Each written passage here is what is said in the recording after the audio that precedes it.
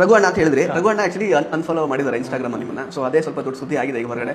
ಯಾವ ಕಾರಣಕ್ಕೆ ಅನ್ಫಾಲೋ ಮಾಡಿದ್ದಾರೆ? ನೀವು ಮಾಡ್ತಿಲ್ಲ ಅಂತ ಏನ್ ರೀಸನ್? ಗೊತ್ತಿಲ್ಲ ಅಣ್ಣ. ನನಗೆ ಸರಿ ಪೋಸ್ಟ್ ಮಾಡಿ ರೆಗ್ಯುಲರ್ ಆಗಿ ಅದ್ರಲ್ಲಿ ಆಕ್ಟಿವ್ ಆಗಿರೋದು ಅದು ಮಾಡೋದಿಲ್ಲ ಅಣ್ಣ. ಮೋಸ್ಟ್ ಆ ಕಾರಣಕ್ಕೆ ಅವರೆಲ್ಲೋ ಫಾಲೋ ಮಾಡಿರ್ತಾರೆ, ನಾನು ಮಾಡಿರಲ್ಲ ಅಂತೇನೋ ಇದಾಗಿರ್ತದೆ. ಅದೇ ಫೋನ್ ಮಾಡಿ ಕೇಳಬೇಕು ಏನ ಅಂತ ಕೇಳಿಲ್ವಾ ಯಾಕೆ ಅಂತ.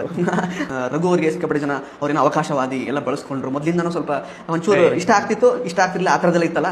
ಈಗ ಎಲ್ಲ ಮುಗೀತು, ಬಳಸ್ಕೊಂಡ್ರು ಬಿಸಾಕಿದ್ರು ಅನ್ನೋ ಥರ ಎಲ್ಲ ಮಾತಾಡ್ತಿದ್ದಾರೆ ರಘು ಅವ್ರ ಬಗ್ಗೆ. ರಘುವಣ ಆ ಥರ ಎಲ್ಲ ಪಾಪ ಅವರು ಬಿಗ್ ಬಾಸ್ ಅವರು ಅದೇ ನಾನು ಯಾವಾಗಲೂ ಹೇಳೋದು, ಅವರು ಇರೋ ಪರ್ಸನಾಲಿಟಿಗೂ ಪಾಪ ಅವರು ಇದಕ್ಕೂ ಅವರು ವ್ಯಕ್ತಿತ್ವಕ್ಕೂ ಸಂಬಂಧ ಇಲ್ಲ. ಅಷ್ಟು ಅಂದ್ರೆ ಸಖತ್ ಸಾಫ್ಟ್ ಕಾರ್ನರು ಮನ್ಸೂನ್ಗೆ.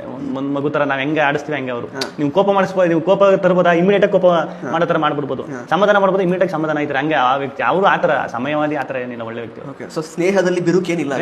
ಅದು ಬಿರುಕಾಗಿ ಏನ್ ಮಾಡ್ಬೇಕಣ್ಣ ಈಗ ಅವ್ರ ಪಾಪ ಅವರೇ ಆ ಥರ ಏನಾರು ಇದ್ದಿದ್ರೆ ಒಂದು ವಾರದಿಂದ ಅನ್ಸುತ್ತೆ, ಮೋಸ್ಟ್ ಒಂದು ವಾರ 15 ದಿನ ಅವರೇ ಫೋನ್ ಮಾಡಿ ಒಂದು 2 ಸಲ ಫೋನ್ ಮಾಡಿ ಮನೆಗೆ ಯಾವಾಗ ಊಟಕ್ಕೆ ಬಂದು ಇರೋಣ ಬರ್ತೀನಿ ಹೇಳೋಣ, ಇದೆಲ್ಲ ಮುಗಿಸ್ಕೊಂಡು ಬರ್ತೀನಿ ಹೇಳೋಣ. ಓಕೆ. ಸೊ ಊಟಕ್ಕೆ ಹೋಗಿ ಈಗ ರಾಮನಗರಕ್ಕೆ ಹೋದಾಗ ಈಗ ಮೊನ್ನೆ ಒಂದು ಇವೆಂಟ್ ಇತ್ತು ಆಕ್ಚುಲಿ ಮಂಡ್ಯದಲ್ಲಿ, ಹೈಗ್ರೀವ್ ಇವೆಂಟ್. ಆ ಟೈಮಲ್ಲೆಲ್ಲ ಯಾರೊಬ್ರು ಅಭಿಮಾನಿ ಮತ್ತೆ ಫೋಟೋ ತೆಗೆದು ಬಂದ್ರು, ಅಲ್ಲೆಲ್ಲ ಪೊಲೀಸ್ನ ಫೋಟೋ ತೆಗೆದು ಬಂದಾಗ ಗಿಲ್ಲಿ ಸರಿಯಾಗಿ ಗಮನಿಸಲಿಲ್ಲ, ಹೆಡ್ ವೇಟ್ ಬಂದ್ಬಿಟ್ಟಿದೆ, ತಲೆಗೆ ಏರ್ಬಿಟ್ಟಿದೆ ಅಂತ ಸಿಕ್ಕಾಪಟ್ಟೆ ಇದಾಯ್ತು.